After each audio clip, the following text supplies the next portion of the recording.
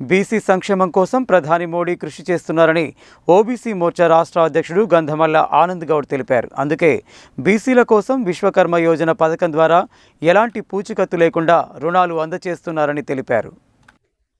బుధవారం బీజేపీ జిల్లా ప్రధాన కార్యాలయంలో ఓబీసీ మోర్చా రాష్ట్ర శాఖ పిలుపు మేరకు ఓబీసీ మోర్చా నల్గొండ జిల్లా అధ్యక్షులు పిట్టల శ్రీనివాస్ ముదిరాజ్ అధ్యక్షతన ఓబీసీ మోర్చా సామాజిక సమ్మేళనం నిర్వహించారు.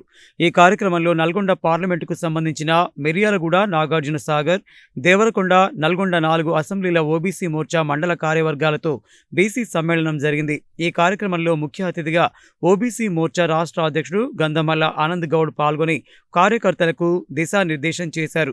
ఈ సందర్భంగా దేశానికి ప్రధాని మోడీ చేస్తున్న నిరంతర కృషిని కొనియాడారు. ముఖ్యంగా బీసీ బిడ్డైన ప్రధాని మోదీ సామాజిక న్యాయం కోసం బీసీలకు మంత్రివర్గంలో అత్యధికంగా 27 మందికి స్థానం కల్పించి తన సామాజిక న్యాయం చాటారని తెలిపారు. బీసీలను అన్ని రకాలుగా అభివృద్ధి పరచడానికి ప్రధాని మోదీ విశ్వకర్మ యోజన క్రింద 18 రకాల చేతి వృత్తిదారులకు ఎలాంటి పూచికత్తు లేని రుణ సదుపాయాలను కల్పిస్తూ తనకు బీసీల పట్ల గల ప్రత్యేక శ్రద్ధ చూపించారని తెలిపారు. అలాగే ఏ రాజకీయ పార్టీ చేయని సాహసం తెలంగాణకు బీసీ వ్యక్తిని సీఎంగా ప్రకటించి బీసీలకు రాజకీయంగా ప్రాధాన్యత కల్పించడానికి కంకణం కట్టుకున్నారని తెలిపారు. బీజేపీ నల్గొండ జిల్లా అధ్యక్షుడు నాగం వర్షిత్ రెడ్డి మాట్లాడుతూ మరొకసారి మోదీ ప్రధాని కావడం 100కు 200% రుజువైందని, బీజేపీకి వచ్చే 400 సీట్లలో నల్గొండ పార్లమెంటు ఉంటే నల్గొండ అభివృద్ధి చెందుతుందని, ప్రతి ఒక్క బీసీ బిడ్డ ఐకమత్యంగా కమలం పువ్వు గుర్తుపై ఓటు వేసి శానంపూడి సైదిరెడ్డిని అత్యధిక మెజార్టీతో గెలిపించాలని పిలుపునిచ్చారు. ఈ కార్యక్రమంలో నల్గొండ పార్లమెంటు ప్రభారి చాడ శ్రీనివాస్ రెడ్డి, ఓబీసీ మోర్చా రాష్ట్ర ప్రధాన కార్యదర్శి అన్నం ఈశ్వరప్ప, ఓబీసీ మోర్చా రాష్ట్ర కార్యదర్శి జక్కలి రాజు యాదవ్, ఓబీసీ మోర్చా రాష్ట్ర కార్యవర్గ సభ్యులు మదన్ మోహన్, ఓబీసీ మోర్చా రాష్ట్ర కార్యవర్గ సభ్యులు యాదగిరాచారి, ఓబీసీ మోర్చా రాష్ట్ర కార్యవర్గ సభ్యులు వెంకటేష్, భవానీ ప్రసాద్, నల్గొండ జిల్లా ఓబీసీ మోర్చా ప్రధాన కార్యదర్శులు ఏరుకొండ హరి, తిరందాస్ కనకయ్య, ఓబీసీ మోర్చా జిల్లా అధికార ప్రతినిధి సామగాని దినేష్ గౌడ్, మహేష్, నరేందర్ గౌడ్, కోటేష్ తదితరులు పాల్గొన్నారు. పార్లమెంటులో ప్రతి జిల్లాలో కూడా ఇది నెల 2 నెలల నుంచి మేము మొదలు పెట్టాము.